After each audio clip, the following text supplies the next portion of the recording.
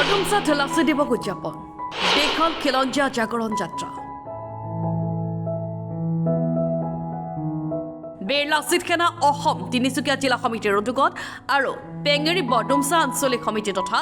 ৰতনী পথৰ গাঁওবাসীৰ সহযোগত দুদিনীয়া বৰ্ণাঢ্য কাৰ্যসূচীৰে মহাবীৰ জাতীয় নায়ক লাচিত বৰফুকনৰ 402 বছৰীয়া জন্ম জয়ন্তী উদযাপন আজি দ্বিতীয় দিনৰ কাৰ্যসূচী অনুসৰি এক বিশাল খিলঞ্জীয়া জাগৰণ যাত্ৰা বাহিৰ কৰা হয় খিলঞ্জীয়া জাগৰণ যাত্ৰাৰ শুভ উদ্বোধন কৰে অসমৰ জনপ্ৰিয় ইউটিউবাৰ সময় গগৈয়ে উক্ত কাৰ্যসূচীত গ্ৰাম্য অঞ্চলটোৰ গায়ন বায়ন মৰাণ জনগোষ্ঠী গোৰ্খা টাই আহোম আদিবাসী দেউৰী মৰাণসকলক তুলনি বিয়াকে ধৰি বহুকেইটা জাতীয় জনগোষ্ঠীয় সাংস্কৃতিক দলে অংশগ্ৰহণ কৰে আবেলি অনুষ্ঠিত হোৱা মুকলি সভাৰ পিছতে সাংস্কৃতিক সন্ধিয়া গীতৰ শৰাইৰে কাৰ্যসূচী সামৰণি পৰিব বুলি উদ্যোক্তা সমিতিয়ে জানিবলৈ দিছে উপস্থিত হৈ খুবেই ভাল লাগিছে আৰু ইয়াত যে নিমন্ত্ৰণ জনালে সেইকাৰণে তেওঁলোকক বহুত বেছি ধন্যবাদ কাৰণ কি বুলি ক'ম এতিয়া ৰাইজৰ যি মৰম পাইছোঁ এই মৰমবোৰ পাই খুবেই সুখী হৈছোঁ আৰু তেনেকৈ আমাৰ নিজৰ কামবোৰ চলি গৈ আছে আৰু দাদাহঁতে তেনেকৈ নিজৰ কামবোৰ কৰি আগুৱাই গৈ আছে আৰু মই এইটোৱে বিচাৰোঁ তেওঁলোকে যিয়ে কাম নকৰক লাগিলে সদায় সফল হওক যিয়ে যোন পথেৰে যাওক লাগিলে সদায় ভাল কামটো কৰি যাওক সফল হওক সেইটোৱে মই বিচাৰিম আৰু তেনেকৈ আজি যিহেতু লাচিত দিৱস আৰু লাচিত দিৱসৰ দিনা এনেকৈ আজি শোভাযাত্ৰা উদ্বোধন কৰিব পাৰিছোঁ আৰু এই শোভাযাত্ৰাত অংশগ্ৰহণ কৰিও খুবেই ভাল লাগিছে আৰু সেয়াই আৰু মই যি পাৰিছোঁ আমাৰ প্ৰজেক্ট সোণৰ অসমৰ জৰিয়তে মই কৰিবলৈ চেষ্টা কৰিছোঁৱে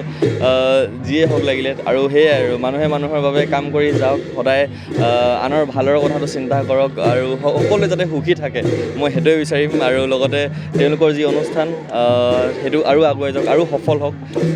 লগতে আপোনালোকৰ সপোন পূৰণ হওক সেইটোৱে বিচাৰিম আৰু এয়াই আছিল লাচিত সেনা অসম তিনিচুকীয়া জিলা সমিতিৰ উদ্যোগত পেঙেৰী বৰডুমচা আঞ্চলিক সমিতি তথা ৰতনী পথাৰ গাঁওবাসীৰ সহযোগত আমাৰ দ্বিতীয় দিনীয়া কাৰ্যসূচী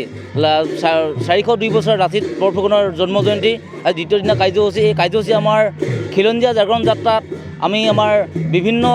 জাতীয় জনগোষ্ঠীয় সাংস্কৃতিক দলসমূহক নিমন্ত্ৰণ জনাইছিলোঁ ইতিমধ্যে বিভিন্ন জাতীয় জনগোষ্ঠীয় সাংস্কৃতিক দলসমূহ আহি আমাৰ খিলঞ্জীয়া জাগৰণ যাত্ৰাত তেওঁলোকে অংশগ্ৰহণ কৰিছে আৰু এই খিলঞ্জীয়া জাগৰণ যাত্ৰাৰ পৰা আমি ক'ব বিচাৰোঁ যে অসমত বসবাস কৰা খিলঞ্জীয়া জাতীয় জনগোষ্ঠীৰ যি প্ৰাপ্য আৰু অধিকাৰ কাৰণে আমাৰ বীৰ লাচিত সেনা অসমৰ যি অটল অজেয় আৰু অদম্যৰ ওপৰত যি আমাৰ সংগ্ৰাম এতিয়া অব্যাহত আছে আৰু ভৱিষ্যতে ইয়াৰ পৰাই আমাৰ বীৰ লাচিত সেনা অসমৰ যি আমাৰ সংগ্ৰাম ভৱিষ্যতলৈ অব্যাহত থাকিব ধন্যবাদ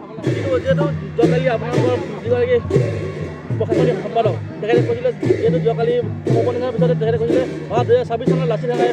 ৰাজ্যত অসম চৰকাৰ গঠন কৰিব এইক্ষেত্ৰত কি বুলি ক'ব এই চেগতো আমাৰ কোনো বিল আছে না তেনেকুৱা কোনো হেৰি নাই গঠন কৰা কোনো সিদ্ধান্ত হোৱা নাই যিহেতু আমাৰ